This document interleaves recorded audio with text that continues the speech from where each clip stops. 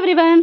ఒక్కొక్కరికి ఒక్కొక్క రకమైన టాలెంట్ ఉంటది కదా! మేము వైజాగ్‌లో కైలాసగిరి వెళ్ళినప్పుడైతే గనక ఈయన మాకు కనిపిచ్చారు.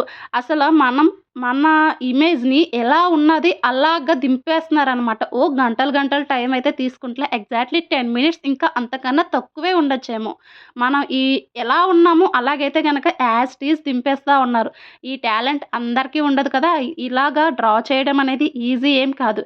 చాలా టాలెంట్ ఉండాలన్నదైతే గనక నా ఫీలింగ్ అనమాట. మా ఆయన ఇమేజ్ చూసారా? ఎగ్జాక్ట్ అయితే గనక దింపేశారు. అలాగే నెక్స్ట్ వీడియోలో మా బుడ్డోడిది, నాది కూడా తీయించుకున్నాం. అది కూడా చెప్తా. పర్ పర్సన్‌కైతే రూ. 300 అయితే చార్జ్ చేస్తారనమాట.